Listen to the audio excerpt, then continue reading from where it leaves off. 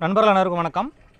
அன்றைக்கி நம்ம மாடி தோட்டத்தோடைய ஜனவரி மந்த் அப்டேட் தான் பார்க்க போகிறோம். நம்ம மாடி தோட்டத்தோடைய ஒவ்வொரு மந்த் அப்டேட்டும் நம்ம தொடர்ந்து கொடுத்துட்டே இருக்கோம்.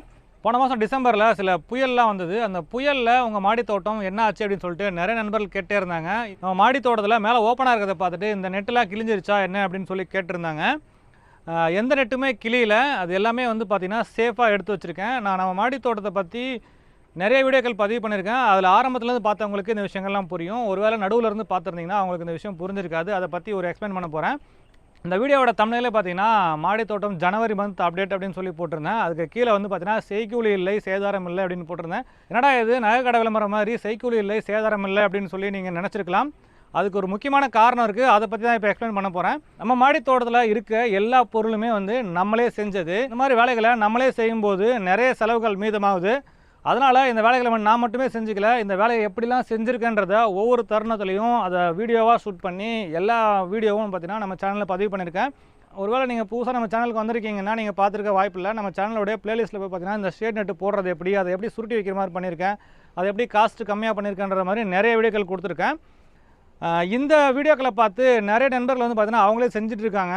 ஒரு வேலையை நம்மளே செய்யும்போது ரொம்ப ஸ்ட்ராங்காக பண்ணுவோம். இன்னொன்று வந்து பார்த்திங்கன்னா அந்த நெட்டை சுருட்டி வைக்கிற மாதிரியும் அந்த நெட்டை மறுபடியும் தேவைப்பட்டால் யூஸ் பண்ணிக்கிற மாதிரியும் தான் பண்ணியிருக்கேன். இப்போ வந்து பார்த்திங்கன்னா நமக்கு ஜனவரி ஸ்டார்ட் ஆகிருச்சு. கிட்டத்தட்ட குளிர்காலம் முடிஞ்சிருச்சு, வெயில் காலம் ஆரம்பிக்க போகுது. இப்போ வந்து பார்த்திங்கன்னா இந்த நெட்டை வந்து நம்ம இழுத்து மறுபடியும் பழையபடி கட்ட போகிறோம். அந்த கட்டுறதையும் பார்த்திங்கன்னா உங்களுக்கு வேணால் வீடியோ வந்து நான் அட்டாச் பண்ணுறேன், பாருங்கள்.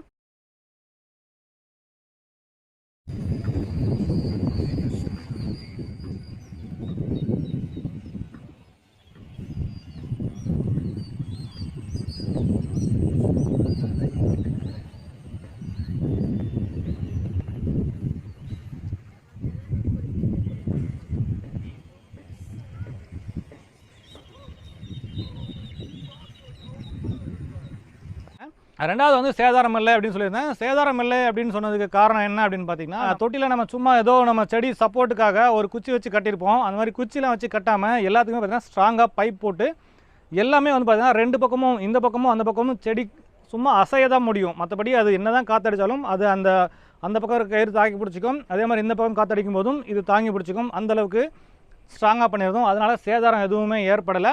கிரீன் செனட்டும் பார்த்தீங்கன்னா புயல் அடிக்கும்போது மேலேயும் கீழேயும் அடிச்சிக்கும். அப்படி அடிக்கும்போது ஏதாவது சின்ன ஒரு கம்பி குத்துனா கூட கிழிச்சிரும். ஆனால் நம்ம கிரீன் செனட்டை பார்த்தீங்கன்னா சுற்றி அழகாக கட்டி வச்சுருக்கிறதால நமக்கு அந்த மழை காலத்தில் இந்த நெட்டு கிளியறதுக்கான வாய்ப்புகள் இல்லை. ஏன்னா இந்த மாதிரி கிரீன் நெட்லாம் வந்து பார்த்திங்கன்னா சாதாரணமாக ஒரு நூல் மாதிரி பின்னல் மாதிரி தான் இருக்கும். அது ஒரு நூல் ஒரு இடத்துல கட்டானா கூட அது மறுபடியும் காற்றடிக்கும் போது அந்த நூல் கொஞ்சம் கொஞ்சமாக பிரிஞ்சு நெட்டே காலியாயிரும். அந்த மாதிரி ஆகாமல் நம்ம அழகாக சுருட்டி வச்சுருக்கோம். பொதுவாக மாடி தோட்டத்துக்கு கிரீன் ஷேட் அமைக்கிற எல்லாருமே வந்து பார்த்திங்கன்னா பர்மனெண்ட்டாக கிரீன் ஷேட் அமைச்சிருவாங்க.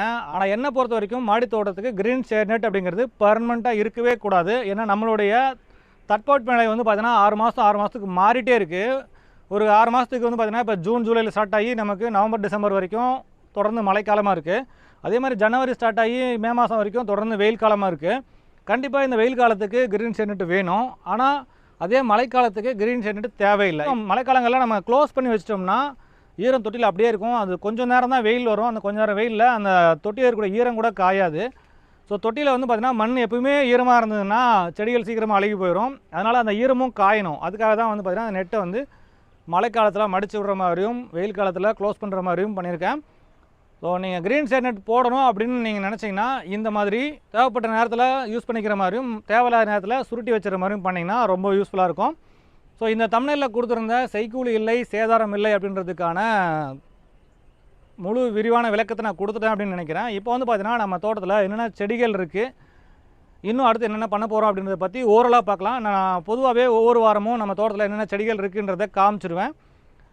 இப்போவும் பார்த்தீங்கன்னா நம்ம தோட்டத்தில் நீங்கள் பார்த்தீங்கன்னா தெரியும், தக்காளி, கத்திரி, மிளகாய், புடலங்காய், பீர்க்கங்காய்லேருந்து எல்லா காய்கறியுமே இருக்குது. அதுக்கு காரணம் என்னென்னா நம்ம வந்து பார்த்திங்கன்னா ஒவ்வொரு மாதமும் நம்ம புதுசாக விதைகள் விதைச்சே இருப்போம். சீசன் வந்தால் தான் விதைக்கும் அப்படின்னு கிடையாது. இந்த சீசன் அப்படிங்கிறது வந்து பார்த்திங்கன்னா வானம் பார்த்த பூமிக்கு தான், மழையை நம்பி இருக்கக்கூடிய பூமிக்கு தான். நம்ம நீர்ப்பாசனம் பண்ணி வர வைக்கிற பொருளுக்கு சீசன் அப்படிங்கிறது ஒன்று கிடையாது. நம்ம எல்லா சீசன்லேயும் வர வைக்கலாம். என்னென்னா வெயில் காலத்தில் கொஞ்சம் அறுவடை கம்மியாக இருக்கும், கொஞ்சம் நல்ல மழை காலத்தில் அறுவடை அதிகமாக இருக்கும், அவ்வளவுதான். நம்ம வீட்டில் செடி வளர்க்குறதே வந்து பார்த்திங்கன்னா நம்ம ஆர்கானிக்காக காய்கறி சாப்பிடணும் அப்படின்றதுக்காக தான். நான் ஒரு ஆடி பட்டத்தில் ஆரம்பித்து ஒரு 6 மாதத்துக்கு மட்டும் ஆர்கானிக்காக சாப்பிட்றேன், அடுத்த 6 மாதத்துக்கு வந்து பார்த்திங்கன்னா கடையில் வாங்கி சாப்பிட்றேன் அப்படின்றதுல பிரயோஜனமே இல்லை. அதனால தான் முடிஞ்ச வரைக்கும் ஒவ்வொரு மாதமும் நம்ம அடுத்தடுத்து காய்கறிகள் விதைச்சி வருஷம் முழுக்க நம்ம தோட்டத்தில் காய்கறி இருக்கிற மாதிரி பார்த்துக்கிறேன். ஸோ இப்போ வந்து பார்த்தீங்கன்னா நமக்கு மழைக்காலம்லாம் முடிஞ்சிருச்சு, அடுத்து வெயில் காலம் ஸ்டார்ட் ஆக போகுது. இந்த வெயில் காலத்துலையும் பார்த்தீங்கன்னா செடி வகை காய்கறிகள் நல்லாவே வந்துடும், கொடி வகை காய்கறிகள் மட்டும் கொஞ்சம் திணறும். இப்போ வந்து பார்த்தீங்கன்னா ஜனவரி ஸ்டார்ட் ஆகிடுச்சு. இனிமேல் வந்து பார்த்தீங்கன்னா இன்னும் சில தொட்டிகள் காலி இருக்குது, அதில் வந்து புதுசாக விதைகள்லாம் போட போகிறேன். என்னென்ன விதைகள் போட போகிறேன், என்னென்ன செடிகள் அடுத்து நம்ம சம்மருக்கு வளர்க்க போகிறோன்றதை அடுத்த அப்டேட்டில் கண்டிப்பாக கொடுக்குறேன். அது மட்டும் இல்லாமல் முக்கியமாக இந்த சம்மர் சீசன் சமாளிக்கிறதுக்கு நம்ம என்னென்ன டெக்னாலஜிலாம் நம்ம பயன்படுத்த போகிறோன்றதும் வரக்கூடிய நாட்களில் கொடுக்குறேன். மேலும் ஒரு நல்ல பதிவில் சந்திக்கலாம். நன்றி, வணக்கம்.